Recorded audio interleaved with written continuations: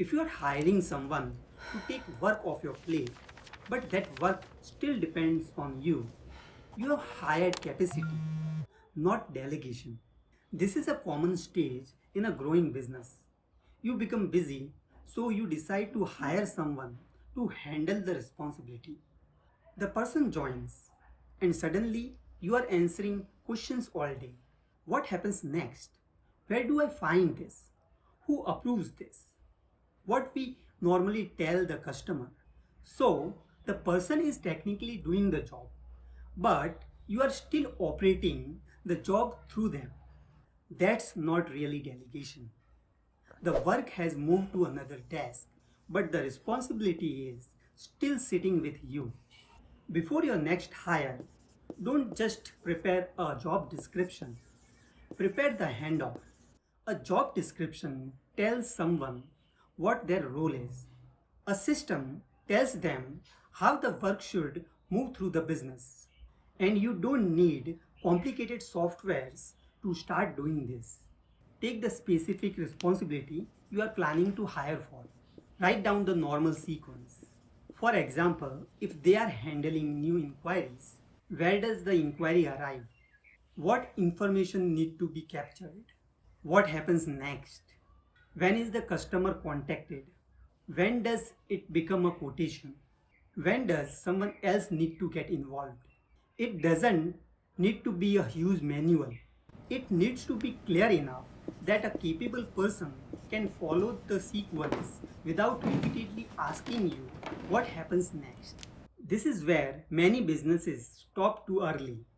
They document the steps, but every small decision still comes back to the owner. So, define the decisions the person can make themselves and define the decisions that still need approval. For example, which inquiries can they handle themselves? Which discounts can they offer? When does a complaint need a escalation? What requires your approval?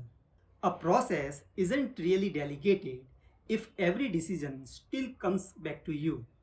Real businesses don't follow perfect flowcharts. A customer asks something unusual.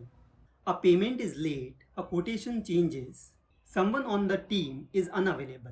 So, don't just document what happens when everything goes normally.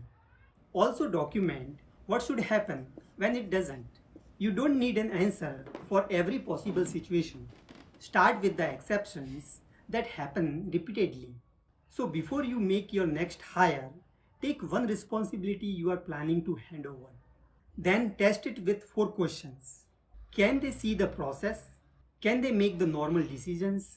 Can they find the information they need? Do they know what to do when something unusual happens? If the answer is yes, you are not simply hiring someone. You are creating the conditions for that person to actually take ownership of the work. If the answer is no, you now know what needs improving before or alongside the hire. This is also why I look at team process and owner dependency when assessing a business. They are not really questions about employees. They are questions about whether a business can operate effectively through the people inside it. Download the free business systems guide linked in the description below. Thank you for watching. Make sure to subscribe to stay updated, and I'll catch you in the next one.